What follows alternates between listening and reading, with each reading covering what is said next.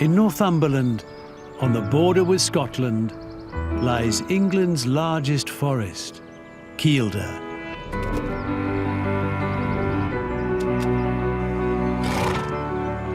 A wild and remote landscape, home to dense woodland, ancient bogs, and breathtaking waterfalls.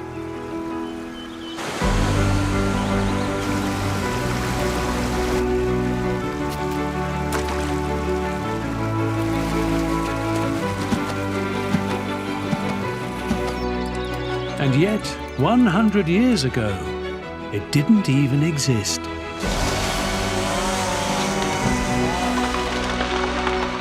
Created to provide the country with timber, it has evolved to become a refuge for some of Britain's greatest and most secretive wildlife.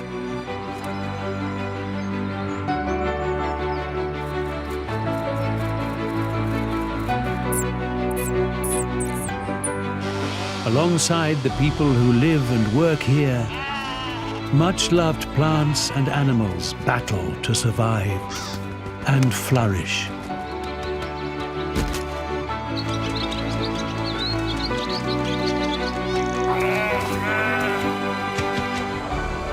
Filmed over one dramatic year, capturing the beauty of 4 spectacular seasons.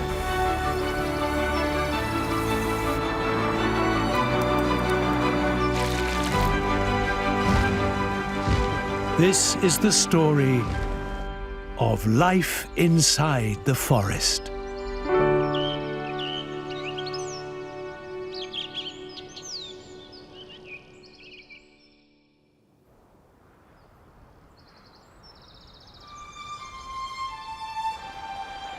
The sun is out. The days are long.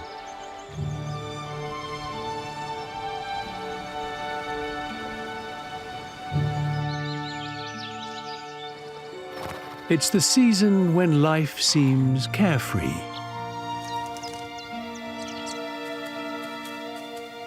But it's a critical time when all living things must make the most of the sunshine.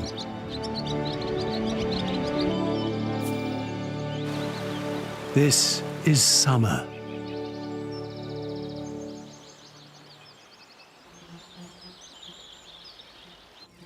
It's June in Kielder.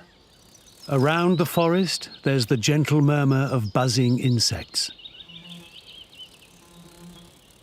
Flying burns 200 times as much energy as resting, so they need plenty of the pollen and nectar on offer. For some, the flowers are more than tiny fuel stations. In summer, the white floral parasols of the hogweed sway gently in the wind. Also known as cow parsnip, it's part of the umbellifer plant family, the same as the carrot. Look closer though, and at this time of year you'll see them acting as white flowery bridal sweets. These are common red soldier beetles, but they've also become known as the hogweed bonking beetle. It's easy to see why. Just a centimetre long with black antennae, from June to August, this is what they do for most of their short adult lives. During rare breaks, they feed on pollen and aphids. After all, it's important for them to keep their strength up for what they like to do best.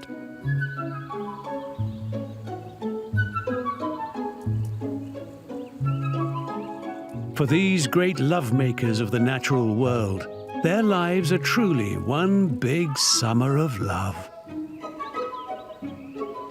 By September, these flowery boudoirs will have faded, so now really is the time to make the most of them.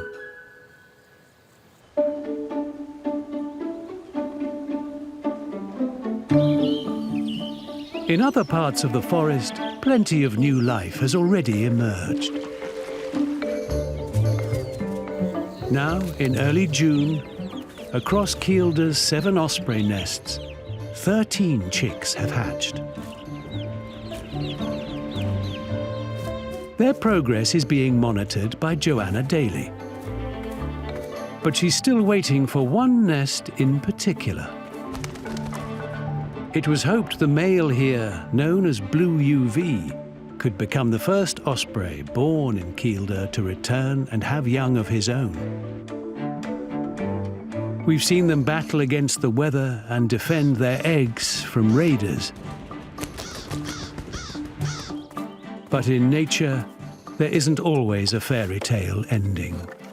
I'm looking at the monitor now, and we're into June at a point where I think eggs should be starting to hatch, and there's no actual sign of the eggs hatching. It's hard to see that there's a problem other than they possibly just aren't fertile, and that can happen with any ospreys, but particularly new breeders. It'd have been a lovely story if he'd raised his first chick. But there's always the future. Hopefully he'll get back safely from migration and return to the nest next year. There's always hope for the future. They're both young birds in their prime. Migration is tricky, wintering grounds can be tricky, but if they do get back next year, there's every chance they'll succeed because they've made such a promising start. But for this year, this nest isn't going to be a successful one, unfortunately. At the other nests, the osprey chicks will need a lot of care and attention. For 2 months, they will stay in the nests and be fed by their parents. At times, the sibling rivalry can be intense.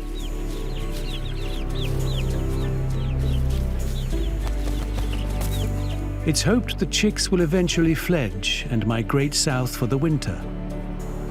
A lot can still go wrong, but it's great to see a new generation of ospreys come through.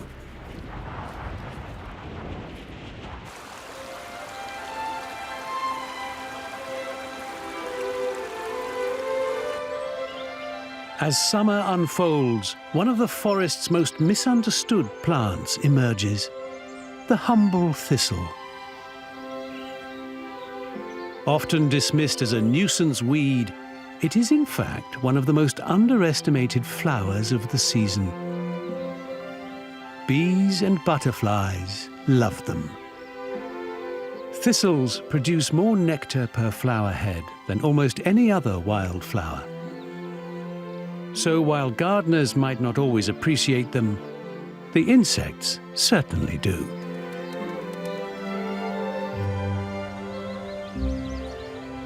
In other corners of Kielder Forest, there are some unexpected surprises.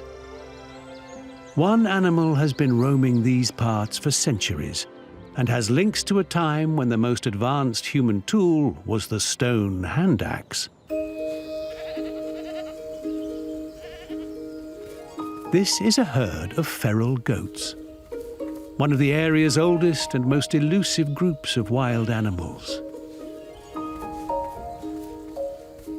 Generations of these goats have lived in the remote area on Northumberland's border with Scotland since escaping from farms in Neolithic times.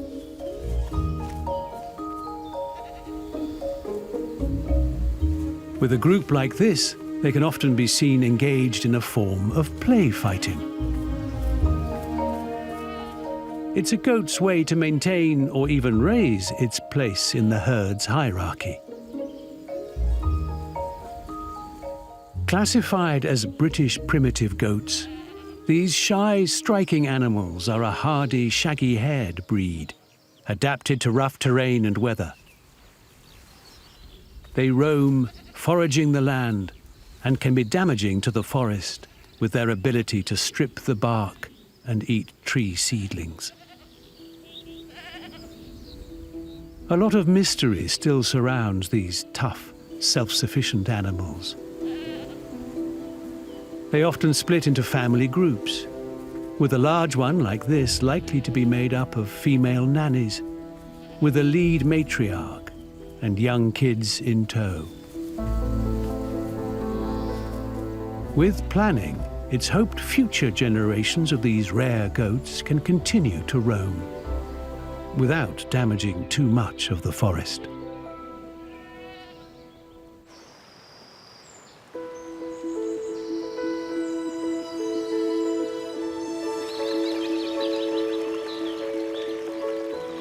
A sure sign that summer is here is the appearance of one of our most recognizable wildflowers, the foxglove.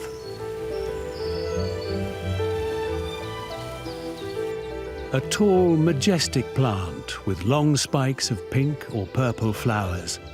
They've also been called dead men's bells and witches' thimbles. It's a flower with a strong presence in folklore and mythology. It's said the foxglove can both raise the dead and kill the living, thanks to it being poisonous, and yet its toxin also having some medicinal qualities. For pollinating insects and bees, they've evolved to be particularly attractive. Their long, downward-facing tubular flowers are designed to keep the nectar nice and dry, while large, highly visible landing pads help guide the pollinators in.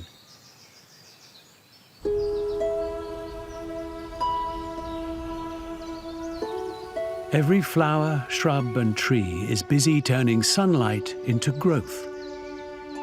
In fact, plants grow 10 times faster at this time than they do in February. But being Britain, it wouldn't be summer without some heavy rain.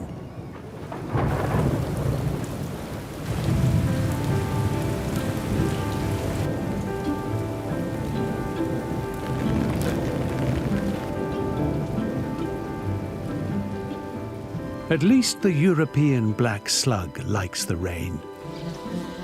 And the downpour means there are fallen foxglove petals to eat. But for the osprey chicks, bad weather can be a real problem.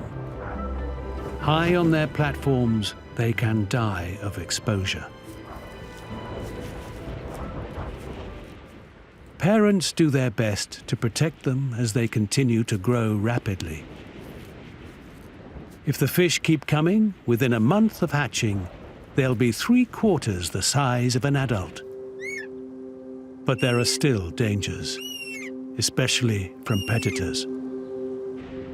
At this nest, the chicks hunker down as a goshawk investigates. It's gone for now, but moments later, it strikes. It's a lucky escape. The goshawk was unable to grab the chick it was aiming for. It shows how vulnerable these young ospreys still are to predators.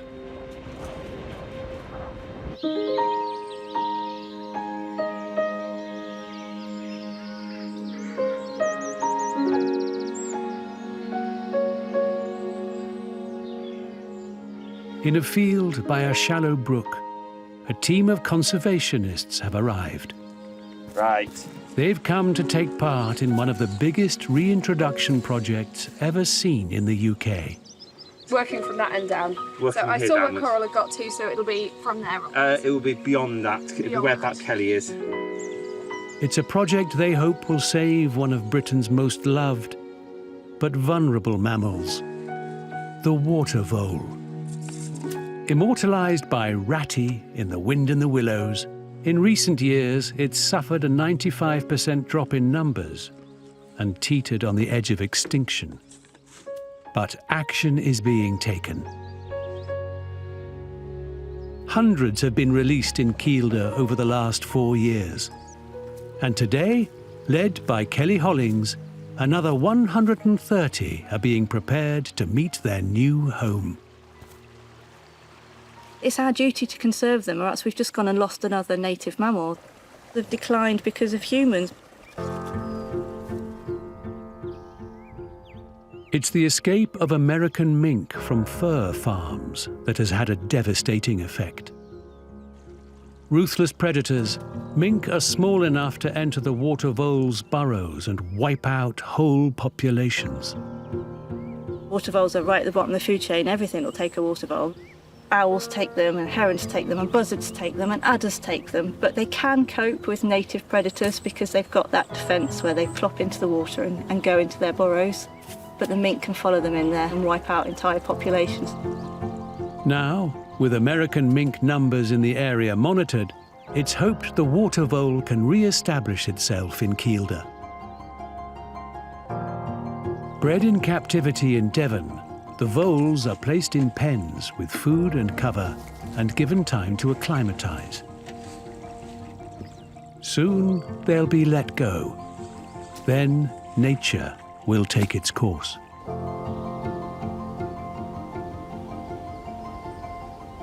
But while the voles wait for their release, in other secluded areas there are some unexpected homes full of mystery.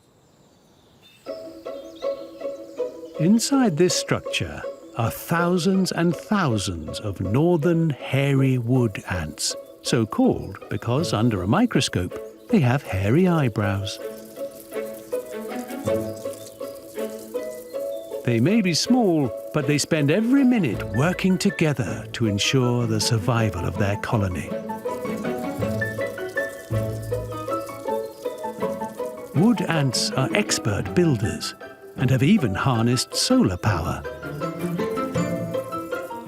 The top of their anthill is thatched with pine needles to keep out the rain, while it's angled towards the sun to help keep it warm.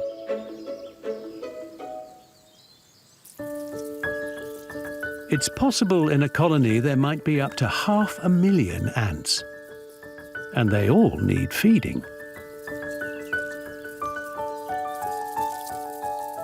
If you look closely, you'll see hunting parties sent out along well-established routes to search for prey.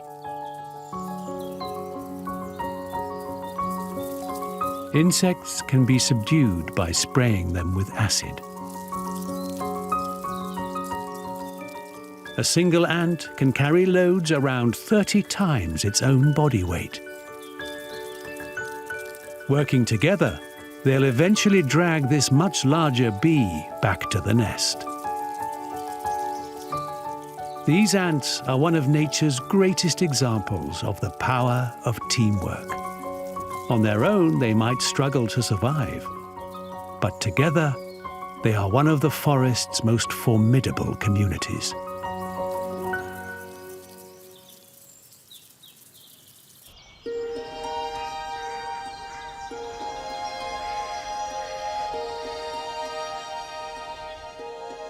Back at the brook, it's time for the water voles to be freed.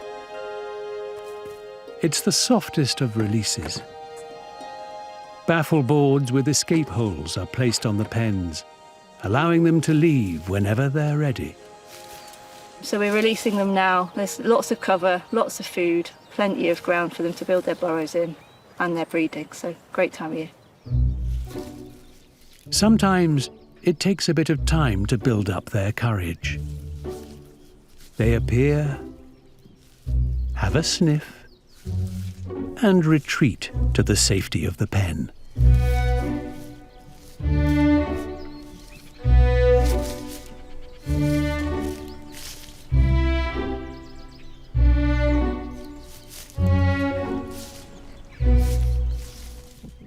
But gradually, the temptation to explore is too strong.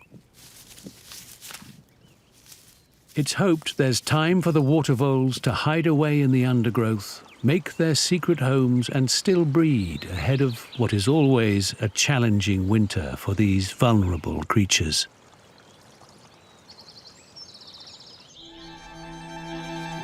Elsewhere in Kielder, there's another creature with new offspring.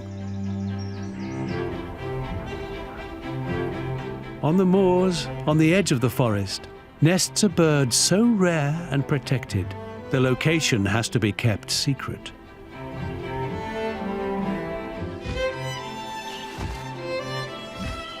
The hen harrier's famous sky dance was once a common sight on northern uplands.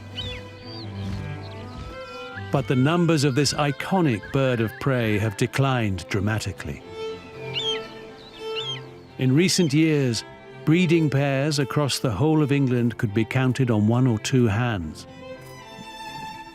So summer is the time for the delicate task of ringing all the new bird of prey chicks in Kielder. There we go.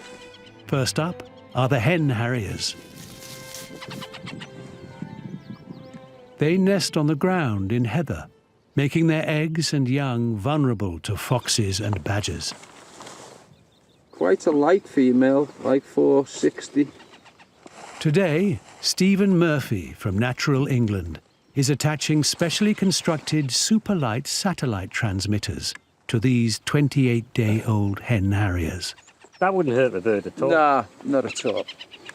This species has been such a privilege to get close to. The hairs on my neck still go up when I visit nests. When I see one, I could have seen 3 or 4 in a day, but the 5th one would still be exciting to me. With this technology, they can track the location of the hen harriers as they move away from their nesting sites. Big feet. Yeah. These powerful feet will eventually hunt voles and smaller birds. There you are, little fella. Great rings. They also feed on grouse chicks. It's this that's brought them into conflict with some gamekeepers who manage upland areas for grouse shooting. Away from Kielder, many experts believe some hen harriers have been killed illegally. But attaching the satellite transmitter is harder than you might expect. Usually when you go into a hen harrier nest, I'd say about 60 or 70% of them attack you with vengeance. It's hoped more can be learned about what's happening to our hen harriers as they battle to survive. We think it's about 72% first-year mortality. Young raptors are really up against it in the first year due to the fact that they've got natural factors to contend with, but also persecution. The odds might be against these youngsters, but the experts will track their progress and hope they can make it.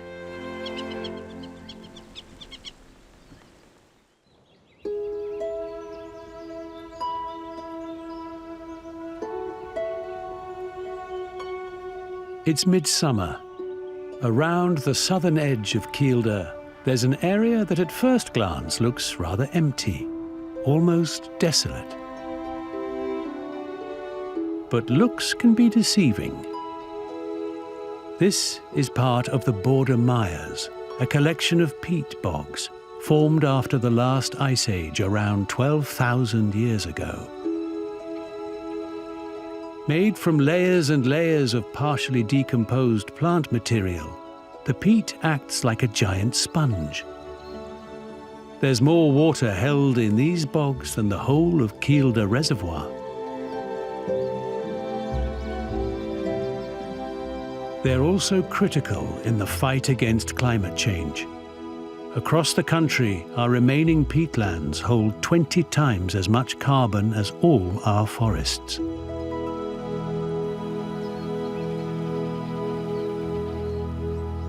It's easy to understand why one spot of the Mires was once named Britain's most peaceful location. But take a closer look. You'll see there is life here. Frogs understandably enjoy such a damp environment. While at this time of year, dragonflies hover over the surface of the water before diving down to lay their eggs.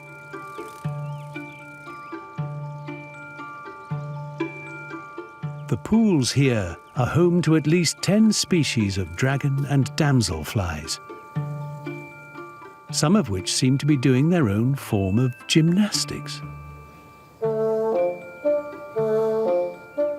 But what is this strange ritual? For this emerald damselfly, it's been suggested these contortions are its way of grooming itself. It appears the damselfly is rather fastidious.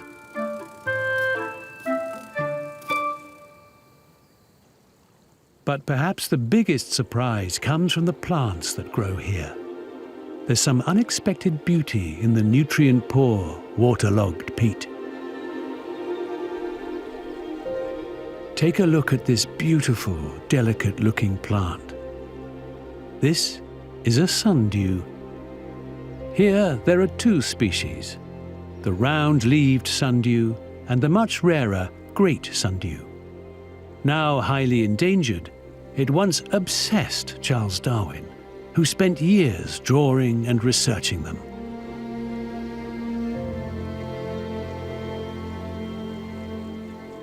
He was captivated by the sundew's deadly secret.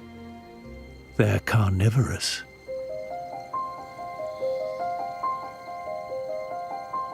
For anything small and meaty, the sundews lie in wait.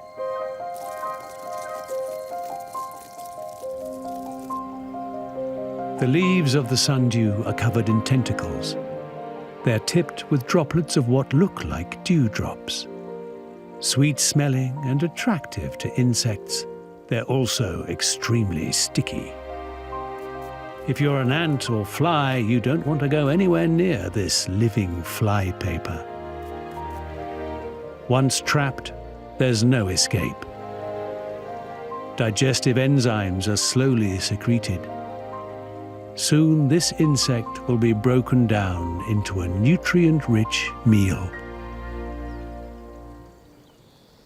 But not all the flowers in Kielder are as deadly as the sundew.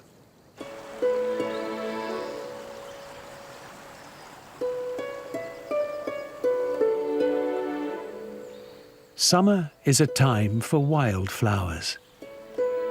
And the undoubted star of that world is the orchid. They so often stand out with their beautiful colours, shapes and patterns. In one part of the forest, these flowers have an unexpected ally. These are Exmoor ponies, one of the world's oldest native horses.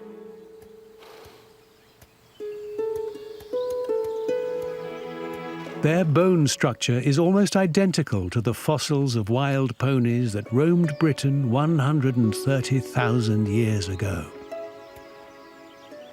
And yet, by the end of the Second World War, they were almost extinct, their numbers down to just 50, with only 4 stallions left.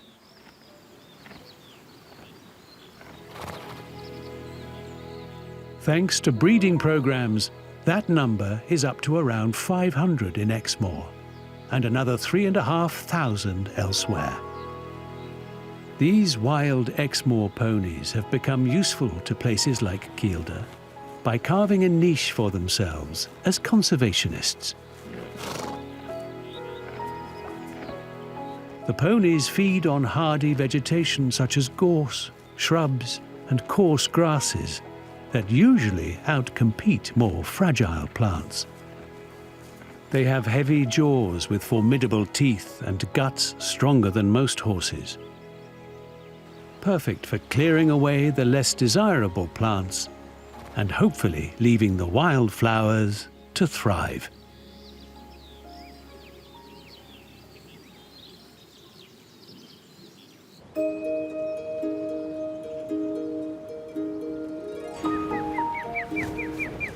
It's July. The next stop for the ringing team are the 6-week-old Osprey chicks. Unlike the hen Harriers, which nest on the ground, it means climbing up the poles and bringing them down.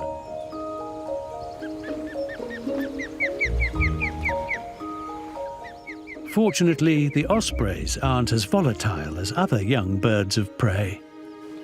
Well, ring osprey is really big because they're so docile. Basically, what they do is play dead.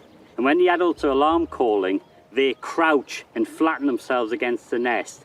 So A, they're not going to be blown off. B, they become very indistinct. So if a predator flies over, they're not going to really notice them at all. They're going to be absolutely flat, calm, docile.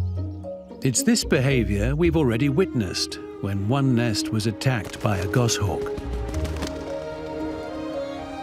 This year, across the 7 nest platforms, there are 10 chicks to ring. It also allows them to measure their weight and size, and check their health. 1810. It's also a chance for us all to see up close their powerful talons. But they've got very short, for the size of birds, they've got very short legs. You know, if they had long legs and you were trying to catch a fish and then pull it out, you might break your leg. So they have very short, strong legs for pulling out the heavy fish. And huge talons with big hooks on that get hooked into that prey. They continue to grow for the bird's life. They might have grown a huge amount already, but it will still be another 3 or 4 weeks until they're ready to fledge. So have to build the strength, have to finish growing all the primaries, all the wing feathers. As you can see at the moment, the wing feathers are not fully developed. They're still in the shafts. So they've got quite a lot of growing to do in the next few weeks before they can actually fly. So they look a very big bird, but by the time they fledge, they're going to be a sort of a wingspan like this. You know, quite a large wingspan bird. It's a big bird, an osprey. You know, it's got a longer wing than a buzzard. So we're talking about a large bird. But obviously we can't come to the nest at that stage because it would be too much disturbance. So we'll have to ring them when we're about 3/4 grown as they are now. That's a perfect size to ring them. The conservation work in Kielder continues all season. Elsewhere, Kelly from the Restoring Ratty project has returned to the forest to find signs the released water voles are still here. Ooh. There's one thing in particular she's looking for. Big juicy fresh water vole poo. So this is like gold dust really. This tells us that water voles are here. You can find burrows and you can find field signs, but you don't know how fresh they are, whereas the droppings are only here if they're fresh. To know that they're still here is quite a big relief, to be honest. Sometimes I squeal with delight when I find my first water vole poo of the season. In a very different part of Kielder, deep in the dark recesses of the forest, there's the last stop on the summer ringing tour. High in the trees is a goshawk nest. Notoriously difficult to spot, they provide a different challenge from the hen harriers and ospreys. Tremendous birds, aren't they? Startling grey eyes, you see. Absolutely beautiful.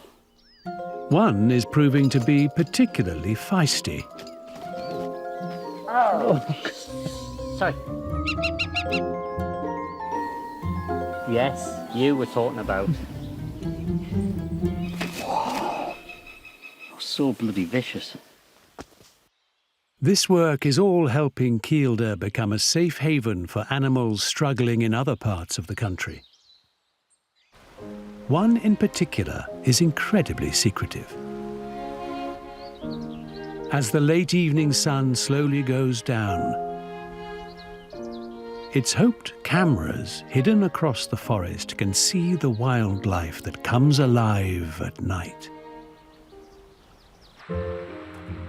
There's an array of animals moving in the darkness. But it's a creature once extinct in England and still rare and elusive that we're hoping to see. In a stroke of luck, the cameras managed to capture a glimpse of these pine martens. Part of the same family of carnivorous mammals that includes the stoat and otter. The first sighting of a pine marten in the forest's history was only made in 2018. It appears they are here to stay. As a territorial animal, we can see this pine marten scent marking, sending messages to others that this is its patch. Even more excitingly, this is the first time 2 pine martens have been filmed together in Kielder. It raises the possibility they might be breeding. It seems pine martens might well have a future in England after all.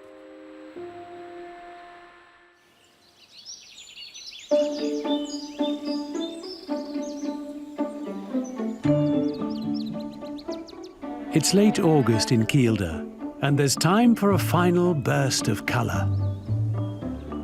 As other parts of the forest start to fade, the surrounding moors come alive with the pink and purple of heather, one of the last flowers to bloom.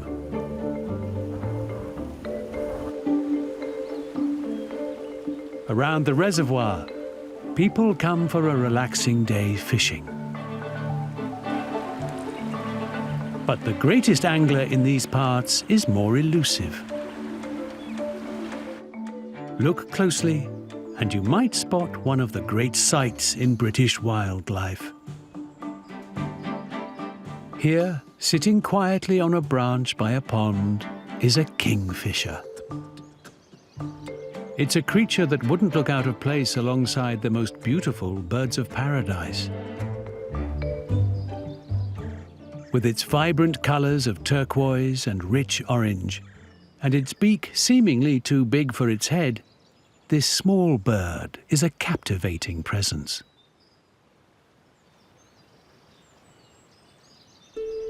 It's not sitting here just to show off its looks.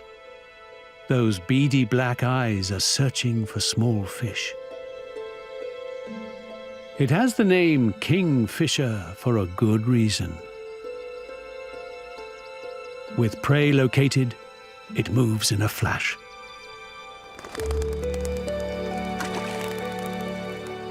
In real time, this fearsome predator is nothing but a blur. Fast, streamlined, it hits the water like a guided missile.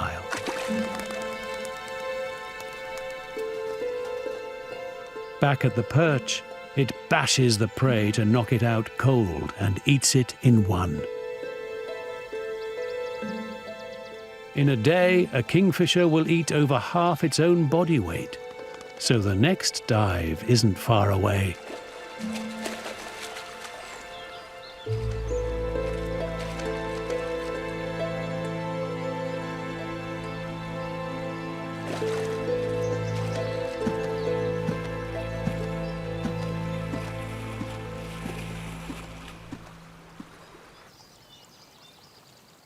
Nearby, there's another diving noise to encourage those who've worked so hard to reintroduce animals to Kielder. It's the sound of a water vole entering the pond. They have a surprising amount of speed across the water, especially when you consider that, unlike other aquatic mammals, they don't have webbed feet.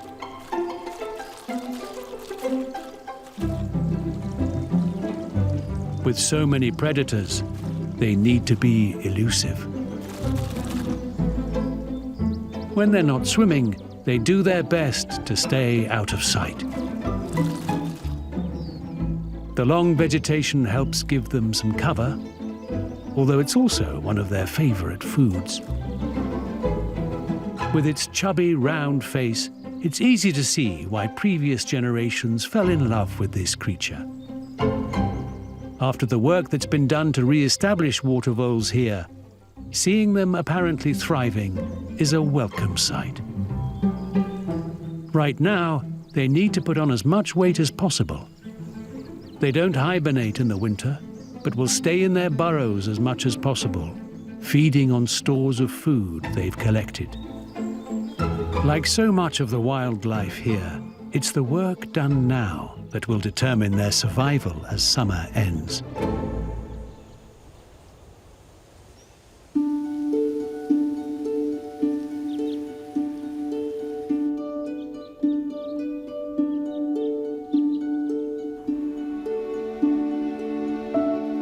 Elsewhere, experts are monitoring the progress of the hen harrier chicks that hatched in Kielder. Earlier in the season, they attached satellite tags, including one on a bird they named Fortune. Now, thanks to that tag, they can follow its development on a computer. Fortune is doing really well. She's covered a lot of ground. This is now a map showing all of the fixes we've got from Fortune since she fledged. As you can see, she's probably been 70 or 80 kilometres from the nest, east and west of the nest. She headed into southwest Scotland. So we can see from this data here that Fortune, we know exactly where she is, we know where she roosted, we know where her foraging sites are, but we know she's got good body temperature, good activity. So Unky Dory, she's a good bird and she's active and well. Meanwhile, for the Osprey chicks, their growth over this season has been astonishing. At times, adjusting to their rapidly growing bodies has seemed like a struggle. Hatching from an egg the size of a hen's and almost becoming a fully grown osprey in 7 weeks is quite a feat. The nest can start to feel a little crowded as they begin to exercise their wings. In recent days, they've been flapping their wings more regularly, building strength as they prepare for a bird's biggest rite of passage.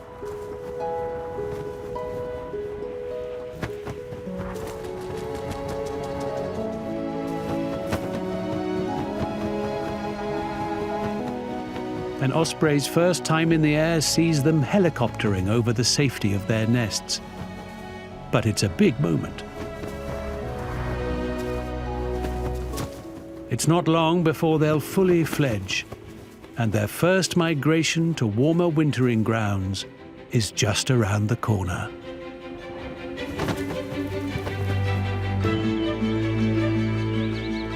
Next time, autumn brings mysterious changes to the forest.